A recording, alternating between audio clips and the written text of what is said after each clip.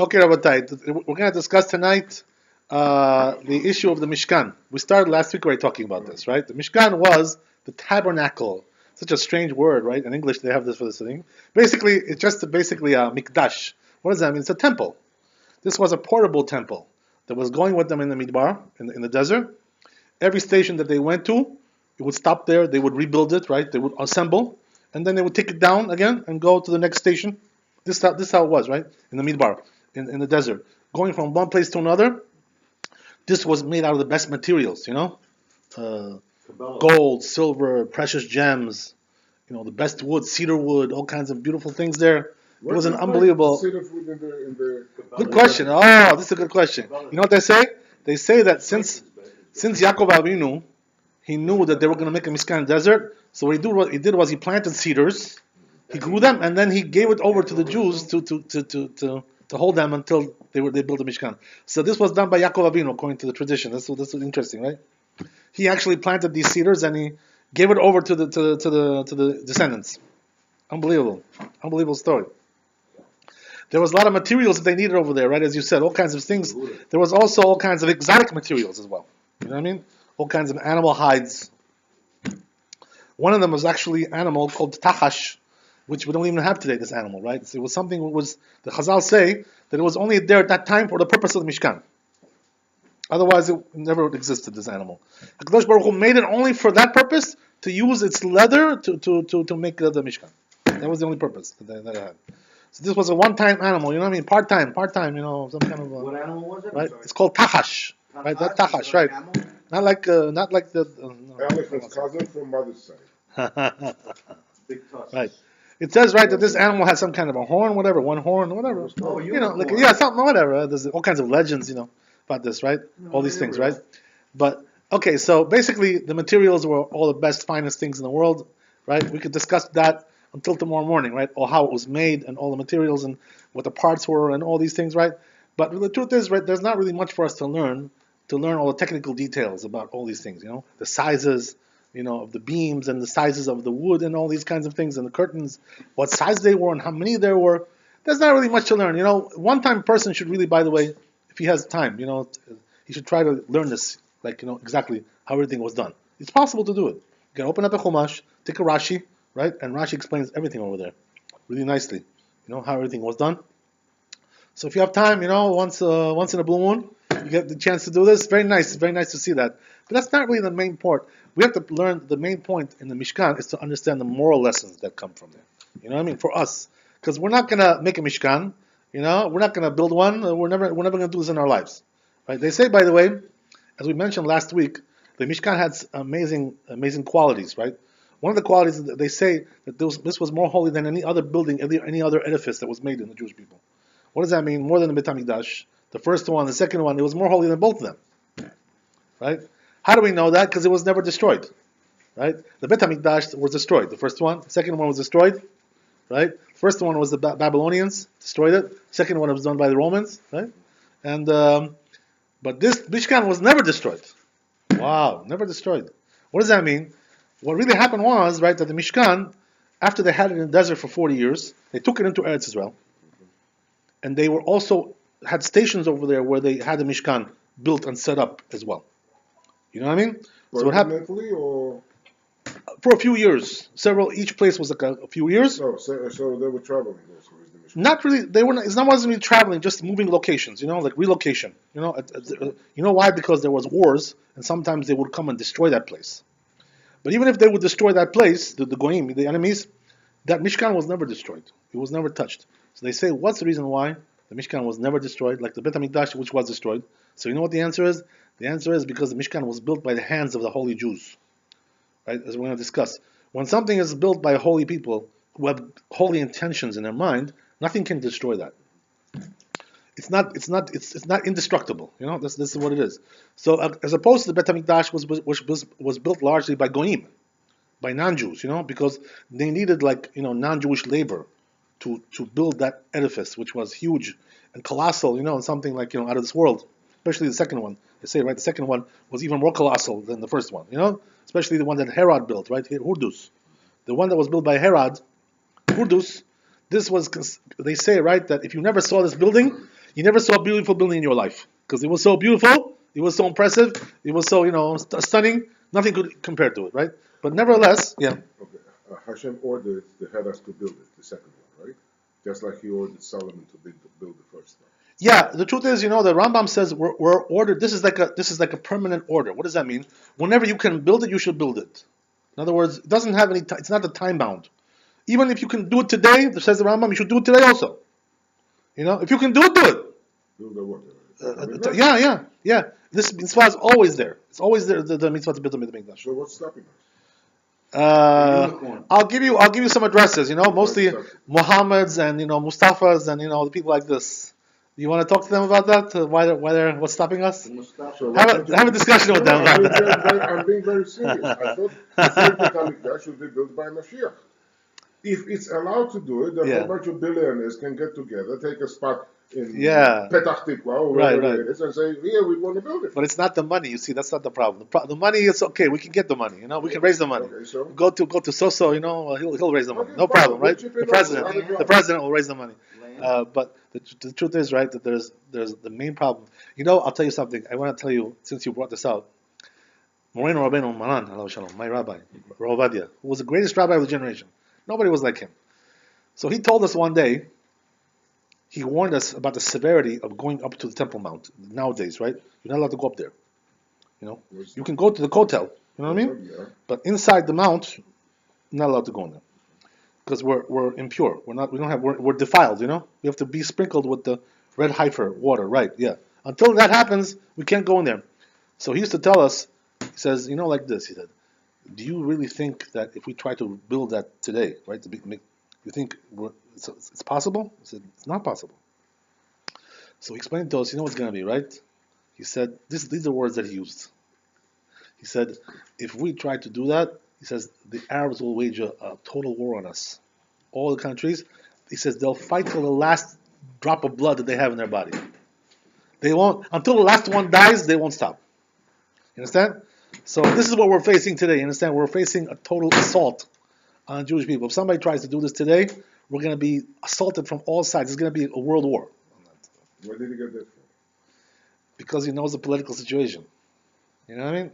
You have to know what's going on in Israel. You know what I mean? You have to know what's going on there. We can't even build we can't bring a hammer in there, a sickle, to build something without permission from American president.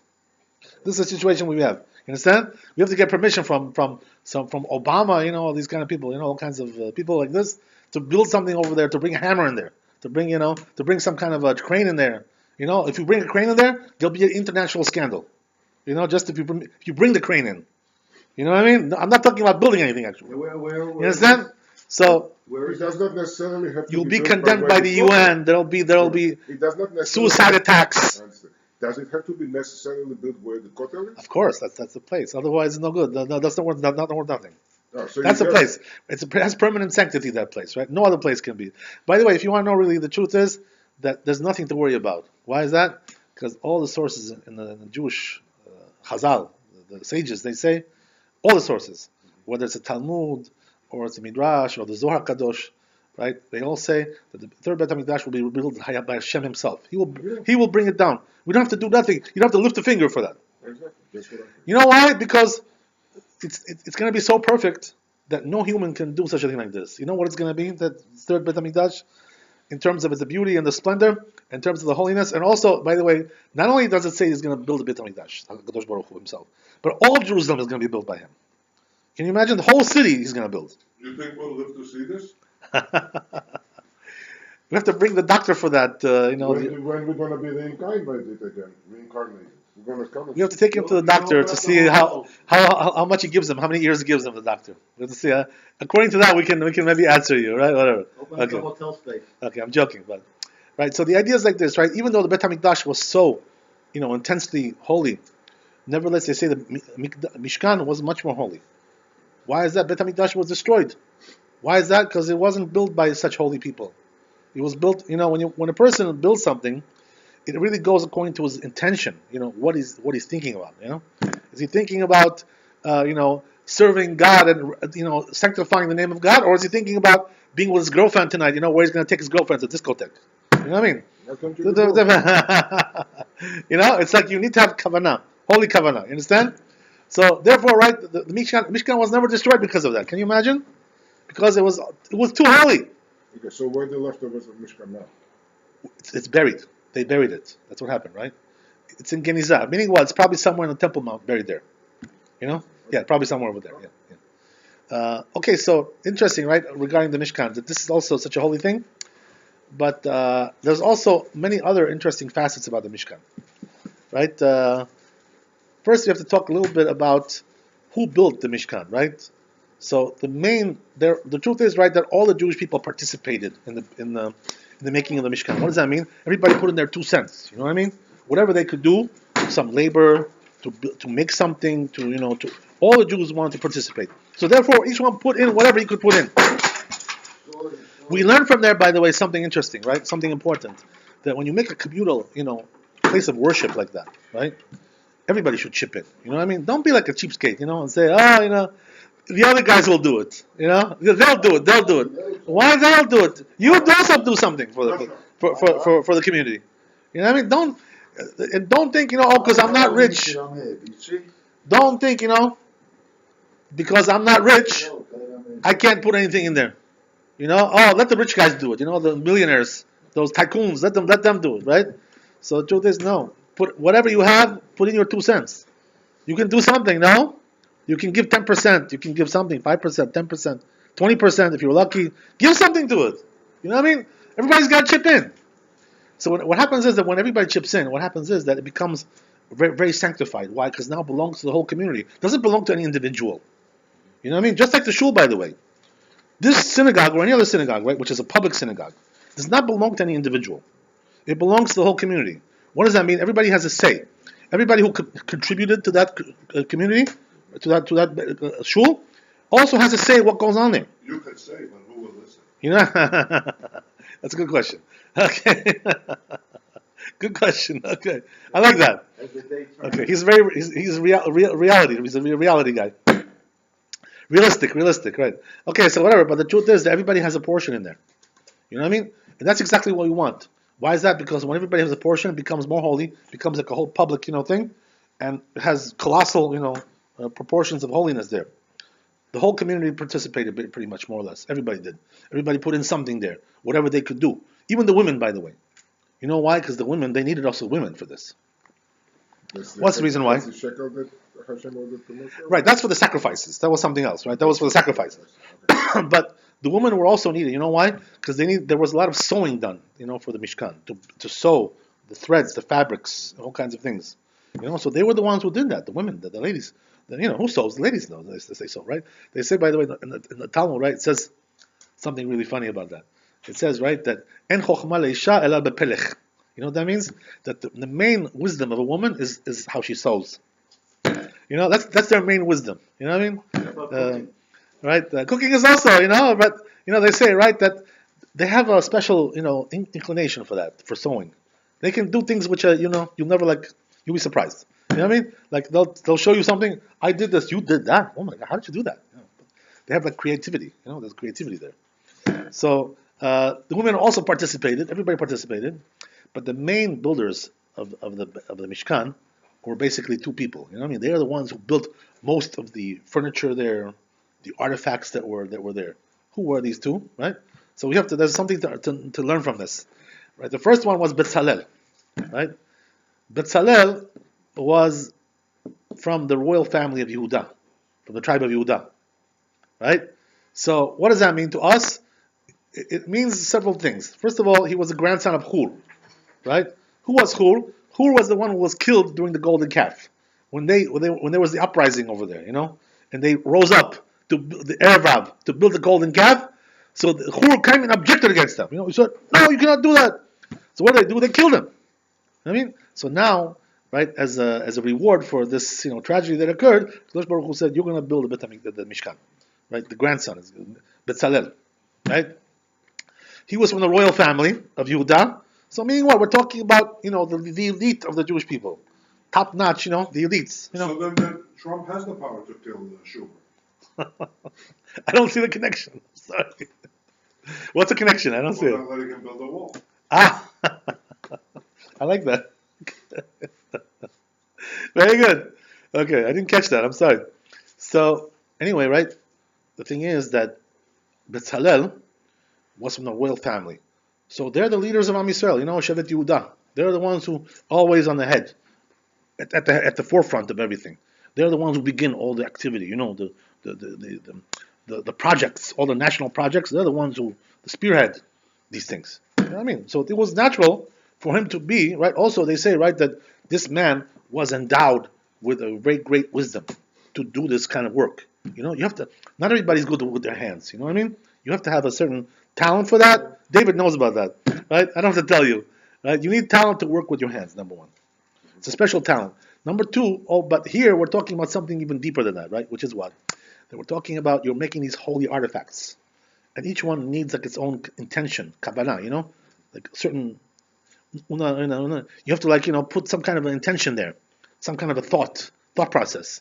You know what I mean? So this guy knew what the qualities of each of these artifacts was, and therefore he was able to endow, those things with that holiness that it needed.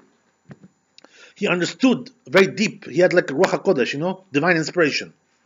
So this was a very holy man, Bezalel, right? But he was also the grandson of the martyr, who was Hur, right? Okay, fine. That's natural. That's normal. Nothing, no big surprise over here, right? That he should be spearheading this project. But who was the second guy who's working with him? Kind of like 50-50 over here. You know what I mean? Half this guy, half this guy. So now, right? All of a sudden, Hashem says it's going to be, the other guy's going to be Aholiav ben Achisamach. So now this guy, right, is just the opposite of what Bezalel. What does that mean? He's on the bottom rung of the Jewish people, right? What does it mean, the bottom rung? As we know, right, we have 12 tribes, right? But the lowest of the tribes, the ones that are the least prominent, are the ones that come from the concubines, the maidservants, right? Who was Bilha Zilpa, right? So one of those tribes was Dan. And they were considered to be really the lowest of the tribes, Dan.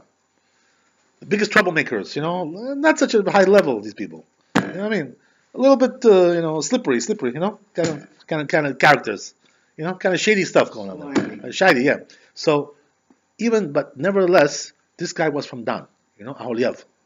Can you imagine? He was the second guy who was working on the Mishkan. These two together built the Mishkan. So, what does that mean? HaKadosh Baruch Hu wants to teach us a lesson over here. You know what the lesson is? Oh, I like that. Yeah, I'll sum it up a little bit, more elaborate, right? So, the idea is like this, right? That a Jew should never think that HaKadosh Baruch Hu looks at a person's prominence. If he comes from a prominent family, wealthy, aristocratic family, everybody's like wearing these fancy, things and all kinds of things, whatever, and adornments and all kinds of things. HaKadosh Baruch Hu doesn't care about that. If you're a good person, you're a holy person, you're a God-fearing person, you could come from the lowest family, the most meager people, but nevertheless, HaKadosh Baruch Hu considers you to be equal to the most prominent person. He doesn't look at the prominence of HaKadosh Baruch Hu. He looks at fear of God. He looks at your intention, your kavanah, what your thought pattern is. He doesn't look at those things. So therefore, since these two were the ones who built the Mishkan, he's trying to tell you, right, that you should never think, because you were born into like a simple family, simple Jews, your father was like a shoemaker, he patches up shoes, he's a shoe shiner, and your mother was like a babysitter, that's what she does, she babysits for people, So you come from very humble origins, right? Not the most intellectual, not the most wealthy, but you could rise up to be the greatest of the generation. That's the idea, you know what I mean? Equal opportunity. Yeah, that's right. All men are created equal. That's the idea, you know what I mean? More or less, right? That's the yeah. So that came from a good source. This thing, right? HaKadosh Baruch Hu doesn't look at that. Okay, fine. So they both made the Mishkan together, these two. But another amazing thing about the Mishkan, you know what it is? The arrangement of the furniture, right? So basically, right over there in the Mishkan, we have three main pieces of furniture over there, which actually define what the Mishkan actually really is, right? The essence of the Mishkan. So what are they, right? Can anybody guess over here? Okay. If not, I'll tell you, right? Okay, so there was the Aron HaKodesh, right? The chest that was kept, the Sefer Torah over there, and the Luchot, right? The tablets were kept there. Aron HaKodesh, right? This was the Holy Ark. That's what they call it, right? In the translations. Okay, God bless those translations. So the Holy Ark. Then we had the menorah, right? The candelabra, which was lit every day by the Kohen Gadol. Aaron used to light this every day. Right? Also a very holy, thing, over piece of artifacts. One of the holiest things that we have. By the way, they say that these artifacts, right? If you're just interested to know, I'll tell you first the third one, then I'll let you know about this. The third one was the shulchan, right? The table, right? We're not talking about this kind of table, right? This was a table made out of cedar wood, and which was plated with gold. It was something unbelievable, right? It was the beauty was unreal, and it was very, very fancy, very beautiful. But also it had like a row of shelves on top of it, and the breads were placed over there. New bread was baked every week, right? They called it show bread, lechem hapanim, right? Why is it called a show bread? What does it mean, show? You're baking a show? What, you were having a show? What it meant was that it was thick, like this thick, so it had like a face, like you're showing something, So it was called lechem hapanim. Panim means face in Hebrew. That's what it means, right? So therefore, right, that's what it's called. So that bread was put on top of this table in like shelves, rows, like this, one on top of the other. Rabbi, this table, we have shelves here. On top of the table. On top of the table, yes. Now, this bread was itself, right, something miraculous, by the way, right? This whole thing was miraculous. What does that mean? They used to bake it once a week, right? And they used to place it on once a week on the table, and it would remain fresh and hot all week, right? There was a miracle that occurred. All week it was fresh and hot. It was something unbelievable, right? It for Shabbat? Right, yeah, something like that. Yeah, right, you're right. Friday, right, exactly. Yes. So what happened was like this, right? That after that week it was sat there for a week, then it would be taken out and eaten by the Kohanim. The Kohanim were eating that. Each one would get like a small piece, like an olive size, That's about it. But they say it was so satiating that they'd be satiated by a little bit olive size like this. It was a miracle. That was also a miracle. Also, all kinds of interesting things there, right? Okay, so fine. So just to explain to you, where are these artifacts today? That's the interesting question, right? So the truth is that what happened was that these, as we said, right, these original artifacts that we're talking about now were made by Betzalel and Aholiav, as we said, right, these two guys. But now what happened was that when Shlomo HaMelech built the Beit HaMikdash, he also made more of these artifacts. You know why? Because the Beit HaMikdash was on a larger scale. So these small little, dinky things were not really big enough to enhance, right, the Beit HaMikdash. They were not large enough. It was just the proportion was totally different. Because the Mishkan was a tiny little dinky thing, right? It was a small thing. It was a small temple, very small, portable.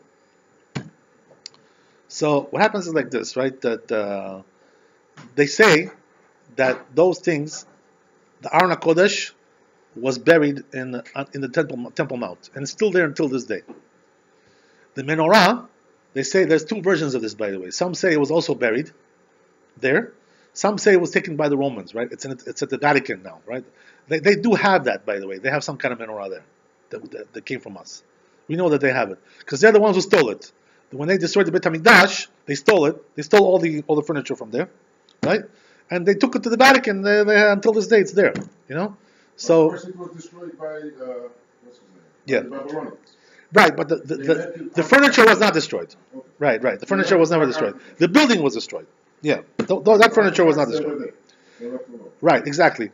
So there's two different versions, by the way, right? Some say the menorah was buried underground.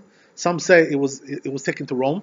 There's one rabbi, right, who says, Rabbi Yossi in the Gemara, that he actually was in Rome and he saw it there. They showed it to him. The politicians over there, the head honchos, they showed him. He said, we have it. You see, that's where it is, right? They showed it to him. So the truth is, that I heard also that the Israeli government today, they know that it's there. They know it's there. Whatever. Okay, whatever. They're asking them, by the way, to give it over. So far, low luck. You know what I mean? Good luck, Good luck trying to get that piece, right? It's going to take a while. Okay, so the point is like this, right? That I can tell you that probably what happened was, actually, these two versions, they're both correct. What does that mean? One version says it was taken to Rome, the menorah, the candelabra. One says it was buried. So probably they're talking about two different ones, right? What does that mean? The one that was made by Moshe Rabbeinu was buried, right, in Eretz Israel, but the one that was made by Shlomo was taken by the Romans and to the Vatican. That's exactly what happened. You understand? Okay, fine. So we know, like now, the furniture, right, where it is underground somewhere. It's waiting for us until the Geulah occurs, right, the redemption, and then we'll get those things back. We'll dig it up. Fine. Okay. So that's regarding the location now of these things. But the most important thing was the relative location of these things inside the Mishkan itself. Where were they standing? And what's the significance of this? Right. That's what we have to explain. That's exactly the point. Right. So where were they standing? So the truth is, right, that there in the Mishkan there was two different chambers over there. Two different chambers, right? There was the outer chamber, right, which is the holy, and then there's the inner chamber, the holy of holies, even more holy, right? So what does that mean? That in general, right? Also, Bet HaMikdash had the structure as well, same structure basically, right? Holy and holy of holies, right? Two different areas, more or less, right? There was also the ulam. There was also like a antechamber that you went in through that place, right? Some kind of ulam. So anyway, the point is, right, that these two chambers, the holy and holy of holies, the menorah, the candelabra, and the shulchan, right, the table, were in the holies, holy. The Aron HaKodesh, right, the holy ark was in the holy of holies. Two different places, right? So now, right, just to summarize, right, what do these artifacts signify? So as we know, right, that the menorah signifies the kehunah, right, the kohanim, the priestly class, the priestly function, duties, right? What does that mean? That it's pertinent to Aaron and his descendants, right, the kohanim.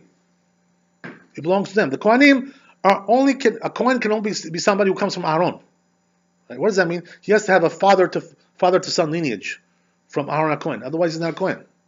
Right? There's also other conditions as well besides that. Right? But the point is that this signifies the kehunah, the priesthood. This is what signifies the menorah. What about the shulchan? What is that? So this signifies the malchut, right? The kingdom. The kingdom, right? The kings. The kingdom of Israel.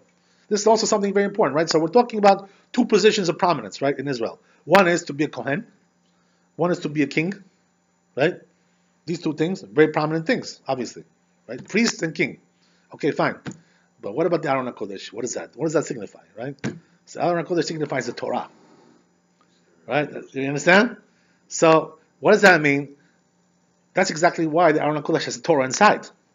The Ten Commandments are inside there. Why is that? Because that's a symbol of the Torah. That's where it belongs. So now I ask you a question, right? Why is it that these two were outside the Holy of Holies and the Aron HaKodesh, the Holy Ark, was inside? What's the difference between this and that? Right? So they say, right, that even though the kehunah, the priesthood, and the kingdom are very important positions, but the Torah is more important than all of them.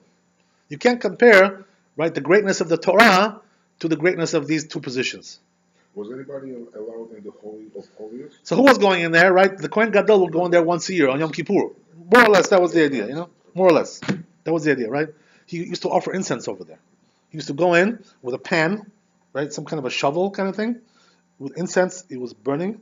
He would light it up, and he would offer it on there was a special altar there for incense, right? Golden altar. It was made out of gold. Golden altar. So, okay, fine. So what does that mean to tell you, right, that the most prominent thing in the Jewish people is the Torah. And that's exactly why it's inside, right, and all the others are outside. So what does that mean? That a person should never make a mistake. What does that mean? That a person can only be a Kohen if he comes from Aaron. That's right, as we said. He can only be a king if he comes from the kingly family, right? David HaMelech, or the other families. There was also other families that they had. Right? The other families were only temporary. David is permanent, you know what I mean? That goes on forever until the Mashiach. You know what I mean? The other ones are like, maybe yes, maybe no, maybe sometimes this, maybe this generation, maybe that generation. Not a permanent thing. But David is permanent. But nevertheless, right? These two things, as we said, they only come from people come from their family, right? If you're not from David, you're not really a king. You know what I mean? You're not really the king. You're not fit to be a king if you're not from David. Excuse me, David. Okay. So, but if you're not from David, no. If you're not from Aaron, you cannot be a Kohen. No chance, right? You can pray all you want. You can pray for 1,000 years. They're not going to make you into Kohen. What about Ben-Hur? What about? Was he considered like a king or something? I don't know this Ben-Hur business. I don't know. You have to tell me after the lecture. It's I don't a know. fictional character. It's a fictional character. Okay, whatever. Yeah. Was it real? No. Okay. Hollywood. Okay, whatever. All right. So Good story. good start. Okay. So, but as we said, right, that Hur, this Bezalel was his grandson. That's So I don't know if you're talking about this guy. I'm not sure what you're talking about. Anyway, the point is. What do I know? I wasn't alive. Okay. So the point is, right, that the Torah, there's one difference between these two other greatnesses, right, positions, and the Torah. What does that mean? The Torah can be acquired by anybody. Any Jew can acquire the Torah. You don't have to be from a certain family. You don't have to be from a certain position, some kind of prominence. You don't need any of those things. All you got to do is open it up and start learning, Start studying. Yeah. Start reading. That's all you got to do. It makes sense. I mean, why would God judge you what family you were born into? Right. Why would he judge you? Well, in terms of the Malchut, the kingdom and priesthood, that's the way it is. When it comes to Torah, you don't need to be anything special.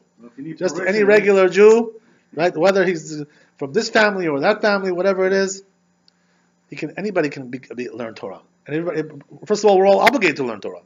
But besides that, not only to obligate yourself, but I'm saying to become a chacham. What does that mean? The crown of Torah is on you, right? What does that mean? You're really a chacham. You're like a leader of the generation in Torah. You're Talmid Chacham. Somebody who is very serious about Torah. So the crown, they say, right, there's 3 crowns in Israel. One is the priesthood, the crown of that. There's a crown of the Malchut, the kingdom. But the crown of the Torah goes above everything. Right? This is the amazing thing. So we have to understand this a little bit, right? What does that mean? What's the idea? The idea is, right, that as the Chazal tell us, Zohar Kadosh, Talmud, they say, why is the Torah so prominent? What's the reason why? What's the reason why it's so prominent? The answer is because the Kadosh Baruch Hu created the Torah. What does that mean? He created the Torah before the world. The Torah was around even before the world was around. It's older than the world. That's one thing. But also, besides that, they say, right, that when he created the world, the Kadosh Baruch Hu, he looked in the Torah and he created according to what the Torah says. So what does that mean? The world is only a function of the Torah, basically. That's what it is. You know what I mean? That's all you have over here. You don't really have anything else. Rabbi, how much Torah do you think Netanyahu knows? He knows a little Bible. Mm-hmm. Yeah, he studies. He says he studies with his son. Parashat Shavua every week. Sons. Whatever. Whatever. Okay. But he's secular. He's not observant. He's like the president. Hey, call him up and ask. Yeah, ask him. Why wasting my time? He is what he is. 1-800 Israel. Go ahead, call him up. He is what he is. Okay, whatever. So the point is like this, right? That as we said, the Torah is different from all these things. HaKadosh Baruch Hu created the whole world according to the Torah. So what does that mean? There's nothing greater in the eyes of HaKadosh Baruch Hu than Torah. Nothing greater. Studying Torah, learning Torah, knowing the Torah, using the Torah to do what you have to do. Right? This is the main focus of the world, right? They say that HaKadosh Baruch Hu created the world only for that reason, that the Jews should come to the world and study Torah. That's the only reason why. Otherwise, there's no proper purpose of the world. You know what I mean? That's what it says in the pasuk, right? The verse, right? Im lo briti yomam v'layla hukot hashamayim v'aretz lo samti. You know what that means? It's a verse, right? If it wasn't for my Torah, I wouldn't even made the world. I only made the world for the Torah. So Torah is before everything. That's the reason why, by the way, that they say that who's the real king of the world? The Chachamim are the real kings. The Chachamim. They're the real kings of the world. Why? Why is that, by the way? What's the reason why they're the kings? You know why? Because since they're connected to the blueprint of the world, so therefore they know exactly what's going on. They're the only ones who really know what's going on in this world, and they're the only ones who can influence what's going on.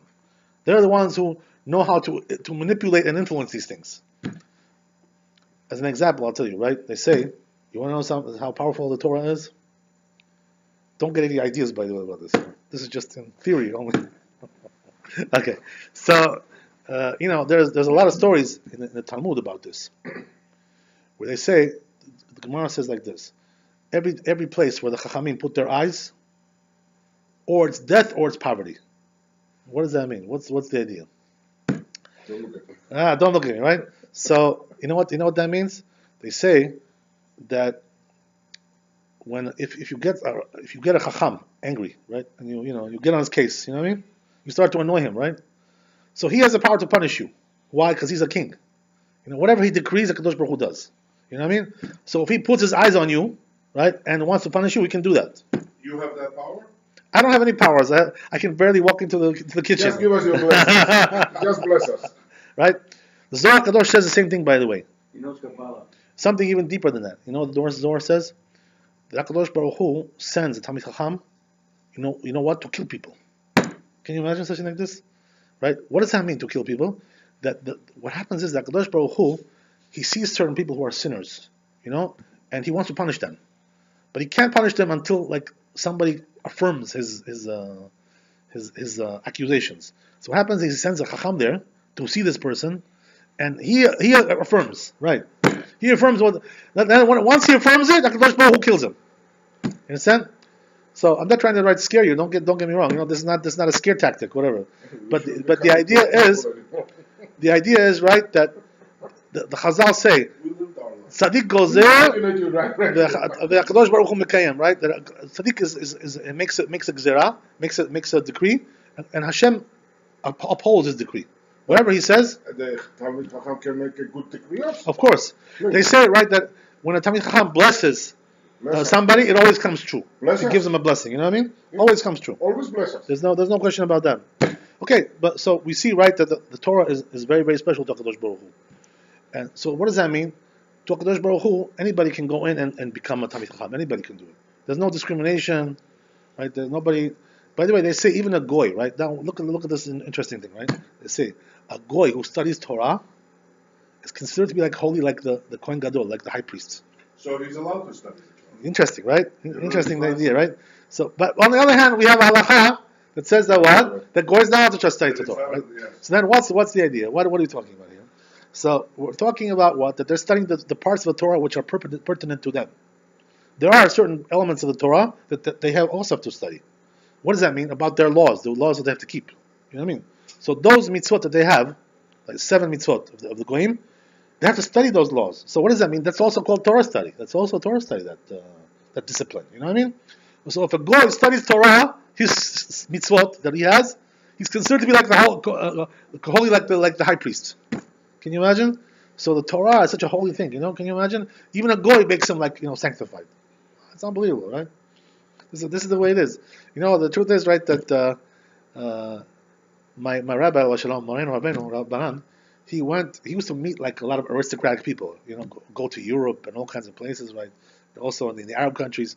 So once he met the king of Spain, there's a king over there, there's a monarchy, Yeah. It's like in England, same kind of, that tricky stuff, whatever.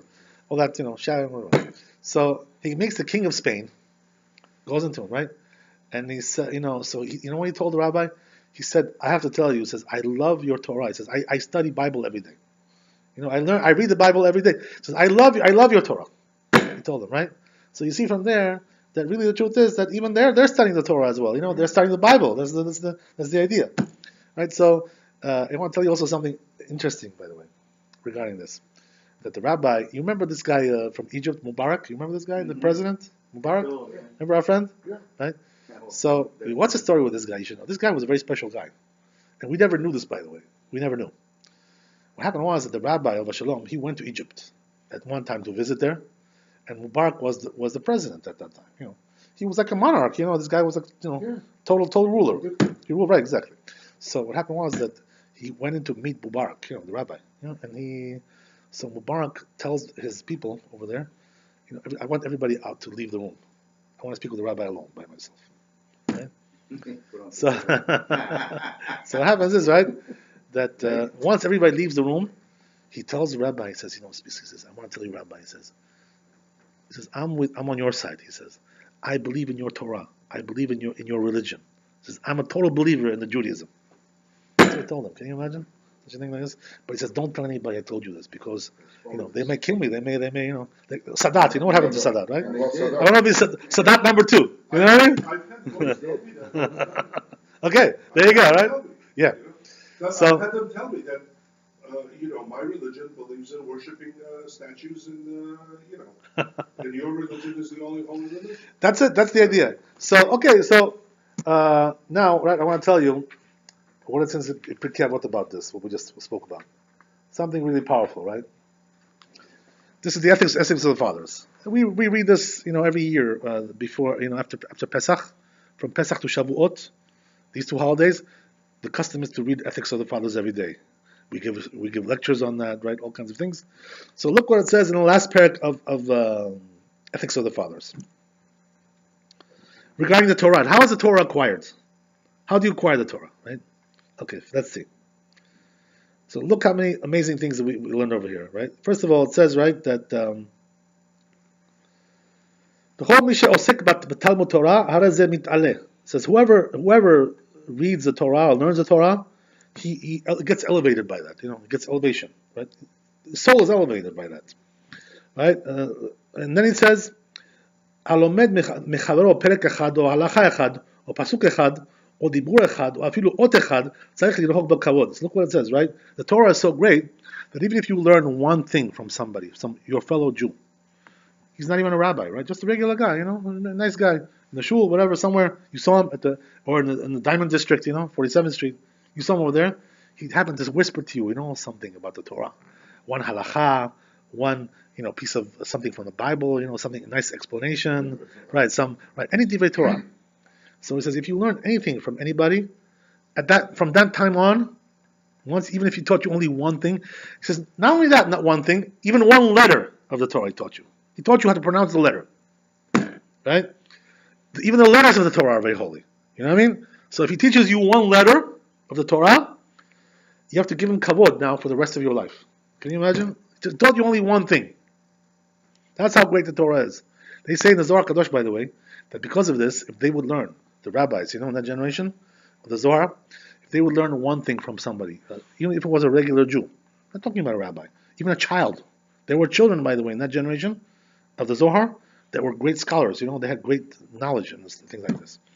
So because of that, if they would learn one thing from anybody, from then on, if he would come into the room, they would stand up for him to give him kavod. Can you imagine? Like a rabbi, Wow. He's not a rabbi, but you learn one thing from him, you got to give him kavod. So where do we learn this from, by the way? That we have to do this. Where is the source for this? So it talks about here, right, that what? That this what happened with David HaMelech, right, King David. King David, he had his main advisor, who was the wisest advisor of all. They say about this advisor, by the way. You know how wise he was? Whatever he would tell to King David, it was considered to be like God told him. He was so wise. Everything over there was very, He wasn't, I wouldn't even call it Ruach HaKodesh. He was just super, super smart, super wise, because he had the wisdom of the Torah. But he was very sharp, a person who's like, knows how to dissect everything. Get to the truth. He knows how to, get to the bottom of everything. There are people like this, they're very sharp. They're very, like, you ask them a question, they're like, from their intellect, they'll answer you, just like they'll tell you something which is like unbelievable. So this is what the Achitophel was, right? So they say, right, that Achitophel, he was a big scholar. He was a very wise man. So David HaMelech, they say, right, he only learned basically 2 things from Achitophel. Meaning what? David himself was a great scholar. You know what I mean? So he didn't really need to be Achitophel's Talmid, disciple. He didn't need that. He himself was, on his own right, was a big scholar. Yeah? But basically he learned 2 things from Achitophel. Right? What does that mean, 2 things? It doesn't even say, by the way, that he learned halachot. Laws. We're not talking about laws. Just 2, points, like 2 points of the Torah. Made a point, like whatever. They say one of them, you know what it was? They say one of them that Achitophel told to David was, he saw him one day coming into the shul, Bet Knesset. Coming in, right? He walks in, and he's like, got his head up, held up high like this, and his crown, he's a king, right? The crown is on his head. So he sees him like this coming in, Achitophel sees David, and so he pulls him over, says, excuse me, he says, you're under the king. He says, a little bit of humility, what I mean? Like, why are you coming into the shul with your head raised high like that? You're coming to the Shekhinah, holy place like this, you have to put your head down a little bit, Show some humility. Even though you're the king, you have to show, humility, right? So he taught him things like this, just simple points, like pointers. Not even halachot. This is not halakha. Don't say halakha like this. But nevertheless, right, they say, over in Pirkei Avot, since David learned 2 things from him, he gave him kavod the rest of his life, right? What is it? I have to remember that. I have to remember that. It's like on the tip of my tongue, right? Two things he pointed out to him. We learned it, a while ago, whatever. I have to recall. Next time, later. If I remember now, I'll tell you now. If not next time. So anyway, the point is, right, that David used to give him kavod after that. Because of just the two things he learned from him. Let's go on a little bit and pick up and see what it says about this, right? Okay.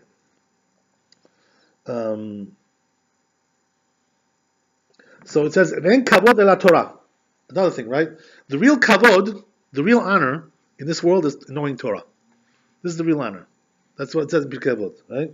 Shenemar kavod chachamim nichalut, mimim nichalut tov. Ve'en tov ela Torah. It says, what's really the good thing in the Torah in the world? Also, what's good? The Torah is the only good thing. The only really good thing is the Torah. So now you see, right? Why is it in the Holy of Holies, the Mishkan? Because that's the only good thing that there is in the world. Nothing else good. Okay, the real good is like that, right? So he says now, right? This is the way of the Torah. It says in Pirkei Avot. What does that mean? How do you want, if you want to acquire the Torah, right? How do you go about it?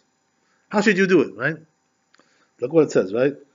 Pat b'melach tochal u'mayim b'musurat tishteh, right? Eat just bread, with salt, right? And drink like a cup of water. Like don't eat fancy stuff. Don't go to fancy restaurants. If you really want to acquire the Torah, be a simple guy, Just eat simple foods. Open up the fridge, whatever's in there, open it up and eat it. That's it. Don't try to be fancy. They say, by the way, Chazal, to elaborate on this, right, a little bit, they say that if a person tries to learn Torah, right, he's not succeeding, not going so good, It's not going in there. Ashadis, boom, boom, boom, boom, boom, not going in. What can you do, knock wood. Not going. So they say that if you're not succeeding to learn Torah, they say, before you ask, why isn't Torah going inside of me? Ask first another question, right? Before you ask this question. Why are the fancy foods going inside of me, right? In other words, if once they stop going inside of you, the fancy foods, then you're able to learn the Torah. Because it doesn't go together. You understand? You can't be also fancy foods, fancy lifestyle, and also to acquire the Torah, become great in Torah. You have to be simple to acquire the Torah. You have to be, very down-to-earth person. Right. That's the idea. So they say, right, that's what you should be asking. Why are those fancy foods going into your stomach? Once they stop going in, then the Torah will go in. That's the idea. Okay. Goes on to say, right? Also, it says, right, V'ala tishan, and sleep on the ground, right? Don't sleep on fancy mattresses, These cozy mattresses. Sleep on the floor. Be uncomfortable a little bit, Rough it out a little bit. You understand? So, okay, this is a little bit exaggerated, Most people don't do these kinds of things, right? But what we're trying to say is like this, that you got to rough it a little bit, to acquire the Torah. You can't be too comfortable, too always content, always like snack. There are people who always they're always eating, like day and night. Snack foods, potato chips, and then the pretzels, and then the nashes, and nishnash, and nushnash, and nashnish, bamba, and bisli, and all, every time all time they're eating. A person who eats like that, he's eating for pleasure, So that's not the way to be. You should eat because you're hungry. Not just to get some more pleasure, Okay, I'll drink this now, I'll drink that, get a taste of this, get a taste of that. No, that's not the way to acquire the Torah. To acquire the Torah, you have to be a simple person.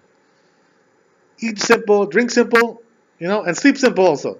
Don't be too fancy with your sleep. Massage function, you don't need that, right? When you're sleeping, massage function, all these kinds of things. This kind of mattress. You're supposed to be a minimalist. Right, that's the idea. Simple person, Okay, so look what it says, right? Now, this is exactly what we're talking about before, right? To getting to this point. That's how I want to get to the point. It says, right, that אל תבקש גדולה לעצמך, ואל תחמוד כבוד יותר מלימודיך. עשה ואל תתאווה לשולחנך של מלכים. So it says, what? Don't try to be like a big shot when you're learning Torah. Don't try to go ahead, advance in, your positions, advance your career. I'm going to go become like vice president, and president, chief rabbi, chief this, chief that, chief judge, chief justice. Don't look for that, because when you're learning Torah, you have to humble yourself, not look for greatness, to elevate yourself. In the end, Hashem will elevate you if you learn Torah, for sure. There's no question about it, right? But don't try to elevate yourself. Keep humility, Don't try to be like a big shot, Oh, I want this position, I want that position, this kind of thing. What position do you want? What's it with you? Just if you really desire the Torah, Take the Torah as it is. Don't try to be a hotshot. Don't try to be a show off. That's the idea, right? Look what it says. So he says, don't be jealous of the kings. What does that mean, right? Oh, look how Trump lives. Look how Bibi lives. These guys. There's a lot of luxury. They're eating the fanciest foods. These kinds of things. They're going to fancy restaurants, fancy champagnes. $600 bottle of wine. You know what I mean? This from France, from these places, Bordeaux, all kinds of stuff. All the fanciest things. Don't be jealous of them. You know why? Look what it says, right? This is exactly what we said about the Mishkan. Look what it says, right? You know why? Because it says your table is greater than their table. The table of the Torah is greater than the table of the kings. That's the idea, right? Don't try to be like them. You're lowering yourself being like them. You're not elevating yourself. Only on Shabbos. That's true. That's true. You're right what you're saying. That's true. That's a mitzvah. Yes. Okay. So look what it says, right? So it says, how do we know, by the way, that the crown of Torah is greater than the kehuna, the priesthood, and the malchut, the kingdom? You know why? Because it says over here that the Torah has to be acquired. You know how many qualities you need to acquire the Torah? So it says, right, that the kingdom is acquired with 30 qualities. You need 30 qualities to be a king. 30 qualities. Not bad, right? To be a Kohen, you need 24 qualities. To be a priest, 24. So king needs 30, right? And the priest needs 24. What about the Chacham, right? But you need, to be a Chacham, you need 48 qualities. Greater than all of them. Greater than the kingdom, the priesthood, in a sense, both of them. You need 48. Amazing, right? So I'm going to go through very quickly, right? To show you what they are. These 48 qualities. It lists them. Every one of them. Can you imagine? Every one of them it lists over here. Unbelievable, this thing. Right? I wish we had them. Alavai, Bezat Hashem, God willing. One day we'll get to this level, right? So what does it say over here? You need, right, arichat sfatayim, to prepare your lips. So it means that to say the proper things. Bebinat halev, to understand in your heart. Understanding in your heart. To understand. Be'ema, fear of God, right? Be'ir'ah, also it's another form of fear, 2 times of fear. Anava, humility, you need humility to learn Torah. Simcha, you need happiness, you have to be happy also, right? You can't be all the time grouchy and sad, you should be happy with your lot. That's the idea. Don't be always grouty, complaining, why this, why that, why do you care why? That's the way it is, Accept it for what it is. You have to be happy with your lot. Tahara, you have to be pure. You have to have purity of mind, purity of soul, right? Look what it says. Shimush Chachamim. Also, what does that mean, Shimush Chachamim? You have to serve the rabbis. You have to learn from them. Don't try to learn everything yourself. Go to the rabbis, the scholars, and learn from them, to serve them, to help them, so they can help you also to become a Chacham. You need that. If you don't have that element in your studies, you can't become a Chacham. Oh, I did it myself. I was self-made Chacham. No such a thing like that. You have to have somebody who taught you something. You know what I mean? You don't have to learn everything with a rabbi, but you have to have fundamentals from a rabbi. The fundamental ideas. Okay, very, very good. But right? Also, you have to have friends that you're studying with. Chavruta, comparing notes with this one, arguing with each other. This one says like that, Jimmy says like this, right? Mark says like that, David says something else, everybody says something else. So you sharpen your mind like this, when you have this discussion. So you also have this also part of the Torah, to discuss things, to work them out. Right? Pilpul Talmidim, right? Goes on, like this, right? It gives you 48 qualities over here altogether. Understand? So, we see from there, by the way, the acquisition of Torah, how great it is, right? Greater than all the other things in the world. Unbelievable, right? This is there's nothing greater than that. Okay, so,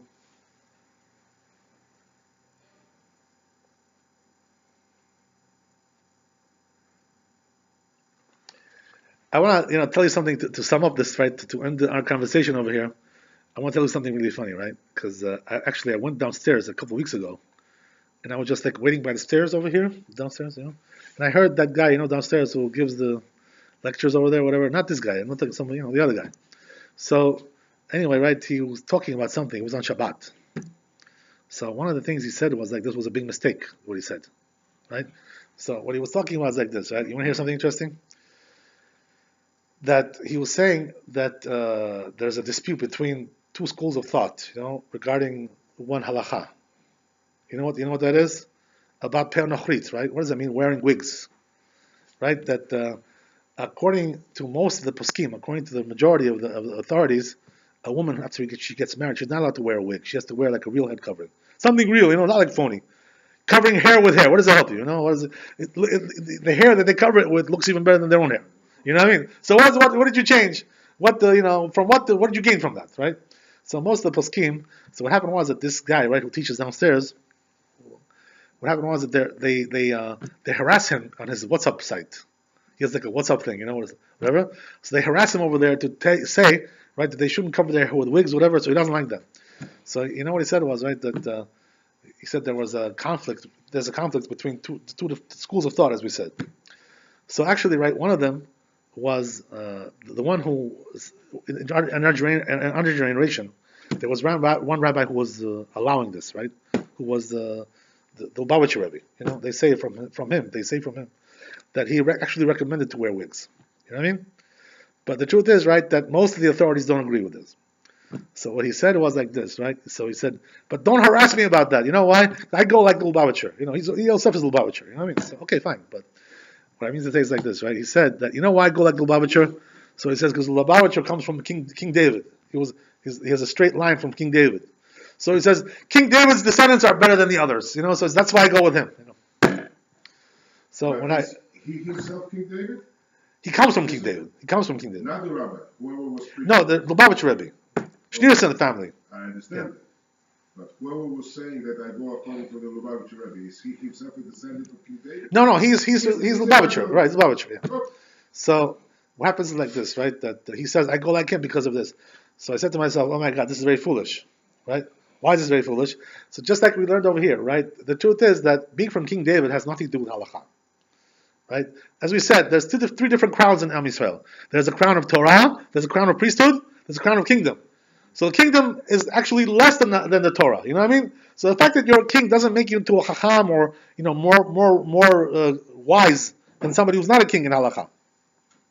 This is a very big mistake, by the way, such a thing like that. As we said over here, right, that the crown of the chacham is greater than the crown of the king. Whether he comes from King David or not, doesn't make any difference. What difference does it make? Which family he comes from? The chacham has a greater crown. So what does that mean? If somebody's from King David, if he's really a great scholar, so great, okay, he's a big chacham. Like King David was, right? Himself, King David was a great scholar. So therefore, the halacha was like him. But it doesn't necessarily mean that everybody who comes from King David, halacha is like him because he's from King David. This is ridiculous. You know what I mean? So the truth is, right, that I want to tell you how wrong this is to prove you just a little bit, give you some information about it, right? So it says in the Gemara, Masechet Eruvin, over there, it says that if there's a machloket, right, between Rabbi Akiva, two different rabbis, right? Rabbi Akiva and anybody in his generation, anybody who was in his court, halacha is like Rabbi Akiva always. What does that mean if he's arguing with one person? Right? So as we already mentioned, right, in the former classes, we said Rabbi Akiva comes from converts, right? His father was a convert, Rabbi Akiva. Right? That's the way it was. So who was the president of the court of Rabbi Akiva? Who was the president there? Rabban Gamliel. Right? Rabban Gamliel was from King David. The president was from King David. Right? He was from the family of Hillel. They were from King David, right? So they say that if there's a machloket between Rabbi Akiva and Rabban Gamliel, who's a contemporary of Rabbi Akiva, halacha is like Rabbi Akiva, right? So you see from there, by the way, that even though Rabban Gamliel comes from King David, doesn't mean that the halacha is like him. There's no difference. There's no such thing like that. On the other hand, right, they say Rabbi Yehuda Nasi, who was also from that line of family, the Hillel's family, right?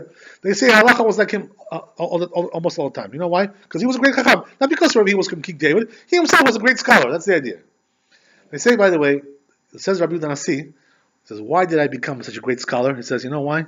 Because when I used to go to lectures of Rabbi Meir, I was zochet to see the back of his neck, the back of his head. And that was so holy just to see the back of his head that I became a great scholar like that. I was looking at him. That's the reason why. Can you imagine? So it has nothing to do with being from King David. But the other funny thing is like this, right? That besides the fact that this is absolutely wrong, that making the halacha like you has nothing to do with being from King David. There's no connection to that whatsoever. The truth is, right, there's also another issue there, right? Which is what? That in Lubavitch, right, there was also one of the Admorim, right, who was before. His name was Tzemach Tzedek, right? The one who was wearing white over there. So he was also from the family of Schneerson, you know what I mean? So he writes in his books, he was a big posek, he was a big, in Halakha, he was very great. So he writes himself that the wigs are not allowed. So what does that mean? He's also from King David, you know? So the fact that you want to tell me, oh, this guy, Halakha's like him because he's from King David, he's also from King David, so what are you trying to tell me, you know? What kind of thing is this, right? This is ridiculous. Right, I think it was a grandson, whatever, not son-in-law, grandson, whatever, something like that, right? So the point is, right, that, you can't, the truth is that in Halakha he was greater, than him. The Tzemach Tzedek was greater. So in Halakha he was greater. But the truth is, right, that if you look in the books, if you look in the sources, there's also other families that are descended from King David, right? Which are also big Chachamim. Like, I'll give you an example, right? Rabbi Mani, right? And Rabbi Mani was one of them, and the other one I have to recall, but it's also brought down, right? That they're also against wigs. They're all from King David. These guys, these rabbis. Rabbi Mani and don't tip of my tongue, whatever, right? But the point is, right? There was also other rabbis descended from King David who were against rabbis. So what are you telling me that he's from King David? What does that have to do with the point? There's no connection with that. You understand? So you can't judge halakha by the fact that one of the people is from King David. That's not the issue. Because the crown of Torah is greater than the crown of Malchut. It's greater than the kingdom. You understand? So what's there to compare one to the other? We don't judge halakha according, right, to which family you come from. Anybody can get the crown of Torah. Doesn't matter where he comes from. Doesn't have to be from King David. Doesn't have to be from any king. Could be from the right. His father could be regular Jew, as we said, right? Stockbroker, some whatever, some regular guy. What does that have to do with being from king? There's nothing to do with that, right? So therefore we see Rabbi, right? To sum it up, that the crown of the Torah is the greatest crown. Nothing comes to that, right? No king can come to that. No, even the prophet, right? They say, by the way, how great is the Torah? That a chacham is better than a prophet, right? Can you imagine? A rabbi is greater. Chacham is greater than a prophet. How can that be, right? But the prophet gets information about the future, right? So how can the rabbi compare to that? So I'll tell you the story. We'll finish up, right, with the story, right? It says, it's an interesting story.